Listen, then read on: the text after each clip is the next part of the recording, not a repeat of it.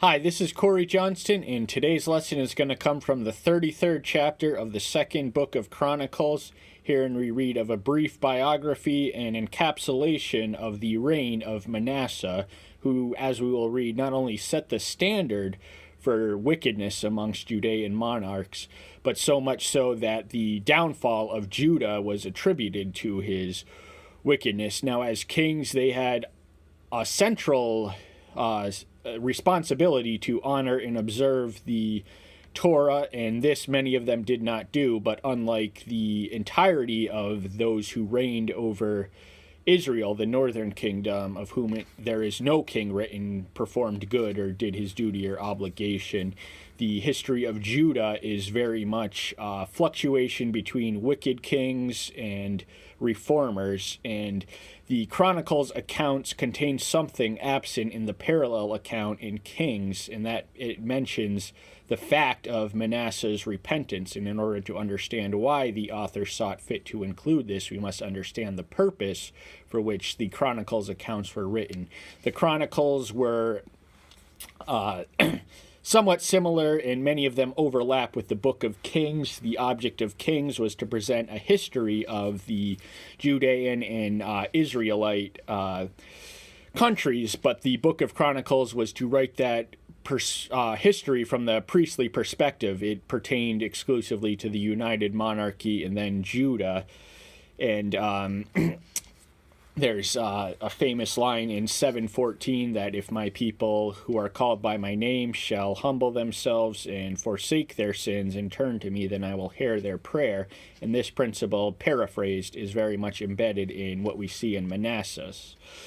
And we're going to read from the opening verse, which reads, Manasseh was 12 years old when he began to reign, and he reigned 55 years in Jerusalem. Now, he was co-regent, so named with his father Hezekiah, who was a reputable reformer of Judah. And now he would have been 7 years old when he witnessed his father plea for an additional extension of 15 years on his life, and he would have been 8 years old when the angel of Yahweh slew the 185 Assyrian invaders en masse at once while they were camped outside awaiting to besiege the city of Jerusalem. And the length of his reign is indicative of the fact that longevity of reign is by no means an indication of honoring and obeying the terms of the covenant. But he did evil in the eyes of Yahweh, according to the abominations of the Gentiles, whom Yahweh had dispossessed from before the children of Israel. Now, the purpose for which Yahweh commanded the extirpation of the pagan aboriginal inhabitants of the Promised Land was because they had particularly abominable and detestable religious practices. But what was the point if the chosen people were going to exceed them in all their iniquity? And that was very much a reality during the reign of Manasseh and a few others. For again he rebuilt the high places which Hezekiah his father had broken down, and raised up altars for the Baals, and made Asherim, and bowed himself to the host of the heavens, and served them. So this is the story of the common cycle of reformers and idolaters, is that the reformers would strip down and eliminate the presence of pagan worship centers or temples or anything along those lines, and the idolaters would come and erect them right back up. Now we understand from this verse that Baal and Asherim were particular deities of affection in the mind of Manasseh. And he built altars in the house of Yahweh, of which Yahweh has said, in Jerusalem is my name forever. So the eternal seal of Yahweh's name on Jerusalem demands that his temple be kept pure of paganism and polytheism and idolatry, but this, sadly, Manasseh would not do. And he built altars for all the host of the heavens in the two courtyards of the house of Yahweh. So not only was he erected formerly disbanded pagan centers of worship, he was in fact infiltrating the temple, which was ideally the most sacred place in Jerusalem, with these pagan abominations. And host of the heavens, that is a reference to the stars, and astrology is a condemned practice according to the Bible, and that it worships or relies on the creation rather than the creator. And he made his sons pass through the fire in the valley of Ben-Hyman, and practiced magic, and used divination and witchcraft, and consulted mediums and spiritists. He did much evil in the eyes of Yahweh to provoke him. Now, the practice of child sacrifice was practiced by the Canaanite aboriginal inhabitants, many of them of the Promised Land, and this was a particularly abominable practice, one in which our current modern situation we face the similar sacrifice of childs through abortion, but that's another subject entirely. But we understand that Manasseh did not spare his sons from being sacrificed to this erroneous deity, and the diversity and multitude of forbidden practices with which he engaged, those being magic, divination, and witchcraft, and consulting mediums and spiritists, ultimately provoked Yahweh against him, because Yahweh cannot look on sin kindly, and if you persist in your iniquity, well, eventually he's going to intervene and stop you from going too far. And he placed a carved image of the idol which he has made in the house of Elohim, of which Elohim had said to David and to Solomon his son, "In this house and in Jerusalem, which I have chosen out of all the tribes of Israel, I put my name forever." So this is once more reiterating the fact that he had desecrated the most sacred location in ancient Judaism, that being the temple, which was centered in the capital city of Jerusalem, where Yahweh had stamped his name forever, and the consequences of placing that which Yahweh forbids where he has stamped his name are grave, as we will soon read. "And no more shall I remove the foot of Israel from the land which I have appointed for your fathers, only if they guard to do all that I have commanded them, according to the Torah and the laws and the justice by the hands of Moses." So even the kings of Israel, we gather, were bound by the Torah and the laws and commands of Moses.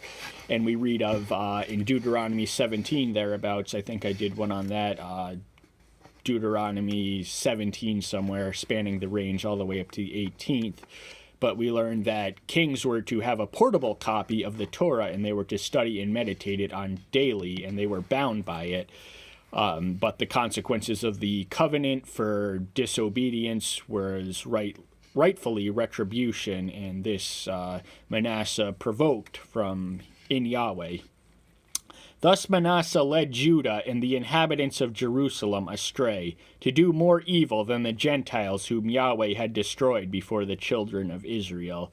So once more we read of the destruction and the extirpation of the pagan aboriginal inhabitants from the Promised Land, and as the king, Manasseh would have been charged with setting the moral example and leading his nation and its subjects in correct religious practices, but this he sadly failed.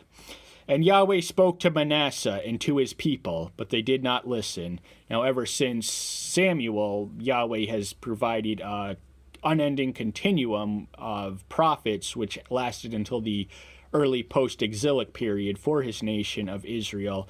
Sadly, their counsel was necessitated by the waywardness of Israel. They were covenant enforcers of sorts, and there was more than one at any given location and time, but the presence of prophets is all for naught if their advice goes unheeded. "Therefore Yahweh brought upon them the commanders of the army of the king of Assyria, who captured Manasseh with hooks, bound him with bronze shekels, and made him go to Babel."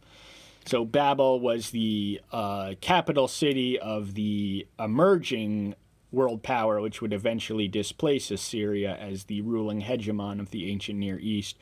Babylon, but we understand that this would have been both painful and humiliating to be publicly paraded through the streets of an enemy nation by a king who captured you, And this ultimately does lead to repentance on his behalf. And so in order to humble himself, he had to first be humiliated. Humiliated and humility stem from the same etymological Latin word, root word, which is humus, which means to the ground.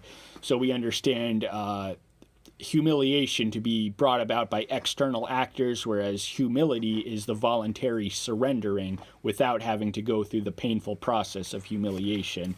Sadly, sometimes Yahweh must humble people before they humble themselves for them, and Manasseh, in his defense, did respond appropriately and accordingly. And when he was in distress, he sought the face of Yahweh his Elohim, and humbled himself greatly before the Elohim of his fathers. So even though he had neglected to heed him or acknowledge his existence or powers or commands, he now, in the moment of distress and adversity and affliction, he has nowhere else to turn but to Yahweh. And he humbled himself greatly. That means he spared no expense. He's humbled himself with abandon and unreservedly in the presence of the one who is fit to offer forgiveness to the repentant. And he prayed to him, and he was moved by his entreaty, and heard his supplication, and brought him back to Jerusalem into his kingdom. And Manasseh knew that Yahweh was Elohim. Now, from the Deuterochronicles, there is a book devoted to the contents of the prayer, simply referred to as the Prayer of Manasseh, which is a beautiful and lucid expression of true repentance. And because he so repented and satisfactorily he was sincere in his conviction, Yahweh returned him to his rightful station on the throne of Jerusalem. And after this, he built the wall outside the city of David on the west of Gihon, in the Wadi, as far as the entrance of the fish gate, and it went around Ophel, and he made it exceedingly high. And he put army commanders in all the walled city of Judah.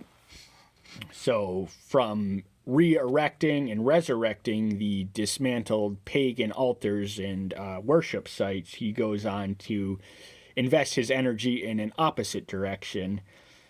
And he removed the foreign mighty ones and the idol from the house of Yahweh, and all the altars that had been built in the mount of the house of Yahweh and in Jerusalem, and he threw them out of the city. So his break from idolatry is wholesale, complete, and clean. There's no more presence to succumb to the temptation, which ultimately encourages not only is idolatry a sin in itself, but the worship instills sinful traits in its adherents, such as, for instance, child abominations, of which we read earlier. And he built the altar of Yahweh and broke peace offerings and thank offerings on it, and ordered Judah to serve Yahweh Elohim of Israel. So from leading the nation astray, he returns, and with a new purpose in mind, that of instilling the true and proper worship, which was the nation's duty and obligation. So he exercised his leadership powers faithfully for once, after an extended duration of time in which his wickedness exceeded any other Judean monarch and even the pagan peoples whom the Yahweh had ordered his embryonic nation of Israel to displace.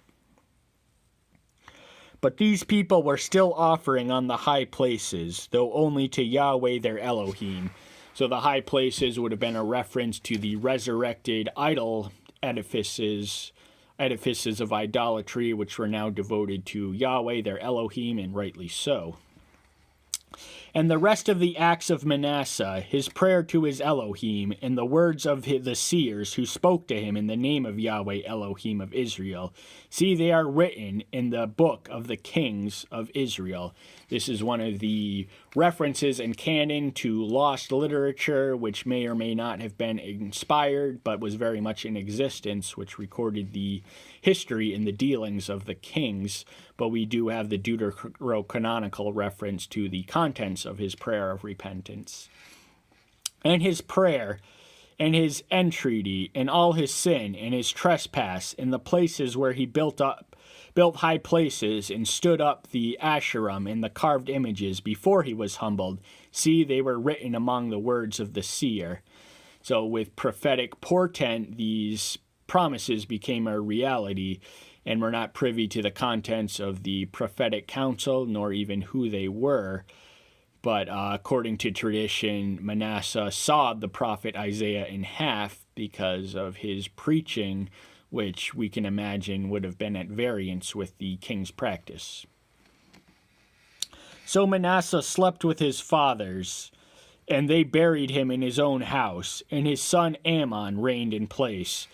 So having died, the succession naturally passes to his eldest son, according to the principles of primogeniture, and that son was Ammon, of whom it is written, Ammon was 22 years old when he began to reign, and he reigned 2 years in Jerusalem. So the longevity of his reign was brief, especially in comparison to Manasseh, who was the longest reigning Judean monarch. The span of his reign spans 55 years, and as far as I know, the next closest competitors would have been David and Solomon, the model monarchs, who each respectively reigned for 40 years. But he did evil in the eyes of Yahweh, as his father Manasseh had done, and Ammon offered all to the carved images, which his father Manasseh had made, and served them. So I earlier mentioned that the common pattern of Judean history was idolater succeeded by reformer, succeeded by an idolater, but in Manasseh's case, we witness the repentance and the reform initiated. So Ammon very much falls into that place, and he is replaced by Josiah, who is a great reformer. And he did not humble himself before Yahweh, as his father Manasseh had humbled him, for Ammon trespassed more and more. So we understand that the iniquity had a trajectory, and it continued and only grew worse with time. And his servants conspired against him and killed him in his own house.